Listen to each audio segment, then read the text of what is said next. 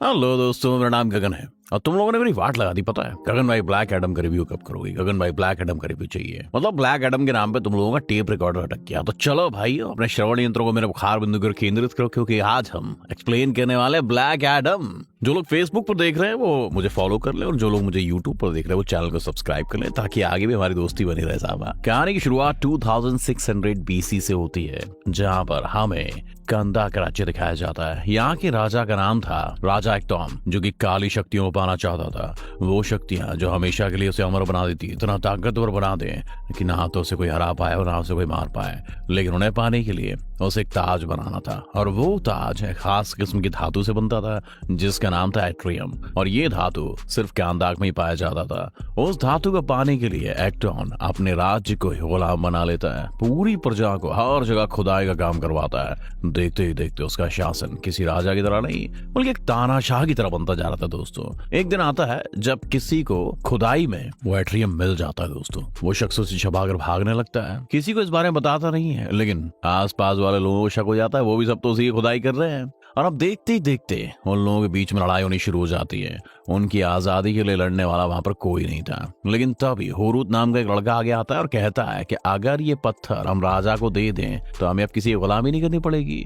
वो जाकर गार्ड को पत्थर दिखाता है कि इसके बदले इनाम तो दो, लेकिन वो गार्ड उस शख्स को वहीं पर जान से मार देता है। इस वाक्य के घटने के बाद वहां मौजूद हर शख्स उस लड़के के साथ खड़ा था। हालांकि पत्थर तो राजा को मिल चुका था और वो उस लड़के को भी निपटाने वाला था। हुरूत नाम के लॉर्ड ने अपनी जान की परवाह ना करते हुए अपने लोगों के बारे में सोचा, और ऐसी साफ दिल वाले लोगों को जादूगर पसंद किया करते थे। लेकिन वो ही लड़का था दोस्तों जो उस राजा की मौत का पैगाम बनकर आया, और एक जोरदार धमाके के साथ एक्टॉन और उसके राज्य का विनाश हो गया। कहानी से आगे बढ़ती है 5000 साल आगे। इन 5000 सालों में ब्लैक एडम कांदाक की नगरी में गहरी नींद सोया हुआ था। अब प्रेजेंट का टाइम आ गया दोस्तों। कार में हम 3 लोगों को जाते हुए देख पाते हैं, स्माइल, करीम और समीर। साथ ही शहर की गलियों में घूमता हुआ एक बच्चा भी था, जो कि स्केट बोर्ड से यहाँ से वहां जा रहा था। ये थे कांदाक की आउटसाइड, जहाँ बाहर से आए लोगों ने अपना कब्जा जमा लिया था, और शहर में इंटरनली इलीगल तौर पर एट्रियम की खुदाई हो रही थी। किसी को भी वहां पर जाना अलाउड नहीं था। लेकिन अगर हाथ में गन्स नहीं है और पूरे तरीके से क्लियर हो तो कांदार के इनसाइड एंट्री मिल सकती थी। वहीं व्यूअर्स को ये पता चलता है कि उनकी गाड़ी में सिर्फ वो 3 लोग ही नहीं थे, बल्कि छिप कर एक लड़की भी आई हुई थी, जिसका नाम था एड्रियाना टॉम्स। और मूवी इसका नाम एडी है, शॉर्ट फॉर्म। इसकी नॉलेज काफी अच्छी थी, उसे पुरानी लिपि, भाषा और मकबरों के बारे में बहुत ज्यादा जानकारी थी। साथ ही एडी के पास में उस ताज का एक छोटा हुआ टूटा टुकड़ा भी था, जो कि आज का 5000 साल पहले राजा एक्टॉन के साथ ही खत्म हो गया था। लेकिन एट्रियम का बना वो टुकड़ा अपने बाकी हिस्से के करीब पहुंचता है तो वो भी चमकना शुरू कर देता है और विजिबल हो जाता है। ये सब कुछ स्माइल दूर खड़ा देख रहा था, और एडी जाकर उस ताज को अपने हाथ में ले लेती है। लेकिन तभी वहां पर गार्ड्स आ जाते हैं, जो कि कांदाक की नगरी में इस एट्रियम धातु की इलीगल खुदाई किया करते थे। वो उन्हें पकड़ के मारने लगते हैं, और साथ ही एडी से वो ताज भी ले लेते हैं। मरने से पहले एडी की आखिरी ख्वाहिश पूछी जाती है, जहां पर वो पत्थर पर लिखी पुरानी लिपि को पढ़ने लगती है, जिसमें शज़ैम नाम के सूरमा का जिक्र था। और जैसे ही वो शब्द बोलती है शज़ैम, तभी 5000 साल पहले सोया हुआ पुराना सूरमा जाग जाता है और उठकर एक धूल में मिला देता है। और सही कहूं तो ये फाइट सीक्वेंस बहुत ही अच्छा था दोस्तों। यहाँ पर एक्शन बहुत मस्त है। सबको उठा उठा के फेंक देने के बाद में जब ब्लैक एडम उस गुफा से बाहर निकलता है तो उस पर हवाई हमला भी होता है। लेकिन उसकी स्पीड, उसकी पावर और उसकी स्ट्रेंथ और सुपर फास्टनेस के आगे कोई भी टिक नहीं पाता। वो हर चीज को धीमा करके देख रहा था। गोलियों का उस पर कोई असर नहीं हो रहा था। धमाके तो मानो उसके आसपास हवा की तरफ गुजर रहे थे। ये सब कुछ दूर बैठी गाड़ी में एडी देख रही थी। वो बस अपनी जान बचा के भागना चाहती थी। हालांकि वो उस गुफा से वो ताज लेकर तो भाग चुकी थी, लेकिन फिर भी ब्लैक एडम की नजरों में बच जाती है। और यहाँ पर हम स्माइल को देख पाते हैं, जो कि खुद उन सभी गुंडों का लीडर था और उस ताज को पाना चाहता था। लेकिन उन पुरानी भाषाओं को ना पढ़ पाने की वजह से उसने एडी को अपना हथियार बनाया। well, इस वक्त काफी ज्यादा तबाही मच चुकी थी दोस्तों कांदाक में। इन सबको अमेंडा वॉलर अपनी सीक्रेट सैटेलाइट से ट्रैक कर रही थी, जिसके बाद वो कांटेक्ट करती है JSA यानी जस्टिस सोसाइटी ऑफ अमेरिका में। वॉकमैन को बताती है कि शहर के अंदर एक ऐसा सुपर विलन आ चुका है जो कि हर जगह तबाही मचा रहा है, और 5000 साल पुराना है। तुम्हारे पास उसे रोकने के लिए और कोई इंतजाम है तो बताओ।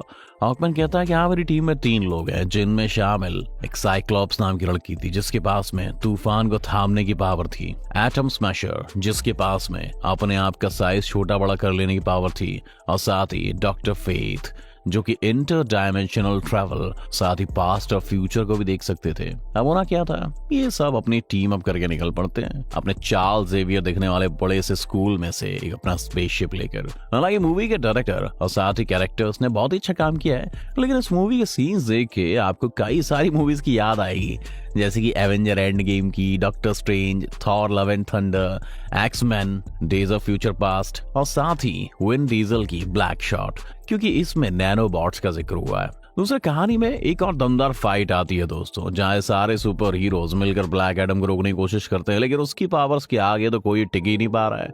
तो अभी डॉक्टर फेथ को एडी भागती हुई नजर आती है, और जब वो उसको पकड़कर उसके बैग पर हाथ रखता है तो उन्हें पता चलता है इसके बैग में वो ताज पड़ा है जो कि काली दुनिया के देव सडैक का है। अब यहाँ पर दोस्तों मैं आपको छोटी सी चीज एक्सप्लेन कर देता हूँ। शज़ैम जो कि अच्छी ताकत और भलाई का देवता है, वहीं पर सबैक बुरी ताकत और शैतान का देवता है, दोनों ऑपोजिट हैं। यहाँ पर पूरी तरह से सिचुएशन आउट ऑफ कंट्रोल होती नजर आ रही थी, और स्माइल जिसकी ये सारी के सारे लोग थे वो उस ताज को पाना चाहता था। इसी वजह से वो सभी की नजरें चुराकर एडी के बेटे अमोन को कब्जे में कर लेता है। और काफी सारी धुलाई पिटाई के बाद में जब JSA यानी justice society of America black Adam से जीत नहीं पाती है, तो आगे उससे बातचीत करने के बारे में, नेगोशिएट करने के बारे में सोचते हैं। लेकिन इसी बीच एडी भागते हुए एडम के पास आती है और कहती है कि उन लोगों ने मेरे बेटे को अगवा कर लिया है और वो मुझसे वो ताज पाना चाहते हैं, और मैं चाहती हूँ कि तुम सभी इसमें मेरी हेल्प करो। वेल, JSA की टीम में से हॉकमैन जो कि ब्लैक एडम को एक विलन समझता था, वो उसके साथ काम नहीं करना चाहता था, लेकिन बात आ चुकी थी किसी की जान बचाने की, इसलिए सभी मिलकर टीम अप कर लेते हैं और निकल पड़ते हैं अमन को बचाने के लिए। यहाँ पर बैठकर हर कोई एक स्ट्रेटजी प्लान कर रहा था कि कौन कहां से किस पर वार करेगा, क्या करेगा, लेकिन एडम भाई साहब को इन सब कोई लेना देना नहीं था। वो सीधा जाकर भिड़ जाता वहां के दुश्मनों से और हर एक को मिनटों में खत्म करके पहुंच जाता है स्माइल के सामने।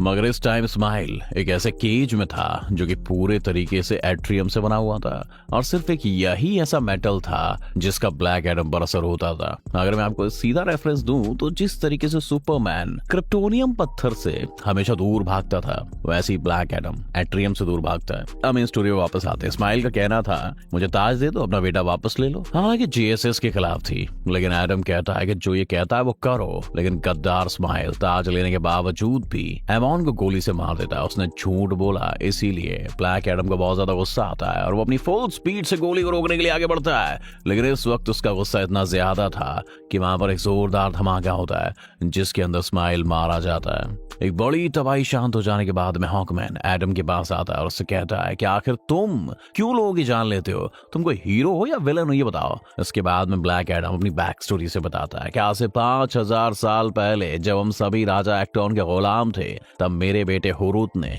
अपनी आवाम को आजाद करवाने के लिए अपनी जान की कुर्बानी देने तक के लिए तैयार हो चुका था। वो उसकी दिलेरी देखकर उसे देवताओं ने चुना और ब्लैक एडम की पावर्स भी उसे ही मिली। जब राजा एक्टॉन हुरूत से नहीं जीत पाया तो उसने हम दोनों को अपना शिकार बनाया, मेरी बीवी को मार दिया और मुझे अदमना कर दिया। जब हुरूत मेरे पास आया तो उसने मेरी हालत देखी और उससे रहा नहीं गया। उसने मुझे कहा कि मेरे साथ कहिए शज़ैम। उसके बाद उसकी सारी ताकतें मेरे अंदर आ गई। हालांकि मेरे पास में सुपर पावर और सुपर स्ट्रेंथ तो थी, लेकिन मेरा बेटा बिल्कुल एक आम इंसान बन चुका था जो कि एक्टॉन के सैनिकों के थ्रू मारा गया, और यही रीजन था कि मैंने अपना बदला उसकी मौत के साथ लिया। लग रहा था कि सिचुएशन सारी अंडर कंट्रोल आ चुकी है। हॉकमैन डॉक्टर फेट से पूछता है कि यहाँ से जाकर आप क्या करोगे, कोई प्लान्स वगैरह बनाया है? यार आप तो फ्यूचर और पास्ट सब कुछ देख ही सकते हो, तो मुझे तो आपको पूछने की जरूरत है नहीं, मेरे बारे में ये बता दीजिए कि मेरा क्या होगा। जहाँ पर डॉक्टर फेथ उससे कहता है खतरा अभी तक टला नहीं है, वो अभी तक तुम्हारे सर के ऊपर है, जल्दी तुम्हारे साथ कुछ बुरा होने वाला गुल्लू। वहीं दूसरी तरफ हम देख पाते हैं कि स्माइल जो कि उस ताज के साथ ही मर गया था, उसका शरीर फिर से जिंदा हो जाता है, क्योंकि ताज में पौराणिक भाषा में लिखा था कि मृत्यु ही अगला जीवन है। उस मौत ने उसे शैतानों के पास पहुंचा दिया था, जहां पर सभी शैतानों ने उसे सबैक बना दिया और वो लौटा समुद्र के जरिए। उसका निशाना था राजा एक्टॉन का तख्त, क्योंकि वो अपने पूर्वजों का आखिरी वंशज था। अगर वो अपने सिंहासन पर बैठ जाता तो काली दुनिया का रास्ता खोल सकता था। JSA यानी जस्टिस सोसाइटी ऑफ अमेरिका, जिसने ब्लैक एडम को सरेंडर करने के लिए मनवा लिया था, उसे अपने एक सीक्रेट हाइड आउट पर ले जाते हैं, जहां पर हमेशा के लिए ब्लैक एडम को बेहोश करके उसे पानी में गहरी नींद के लिए भेज दिया जाता है, क्योंकि अगर वो जागे भागेगा ही नहीं, शज़ैम बोलेगा ही नहीं, तो उसके पास उसकी पावर कभी आएंगी ही नहीं। लेकिन उन्हें क्या मालूम था कि दुनिया में ऑलरेडी एक सबसे बड़ा खतरा उनके सामने आने वाला है। सबैक तैयार था अपने सिंहासन पर बैठने के लिए, लेकिन इस बात का विजन डॉक्टर फेथ को आ चुका था और वो अपनी टीम के साथ पहुंच जाता है उसे रोकने के लिए।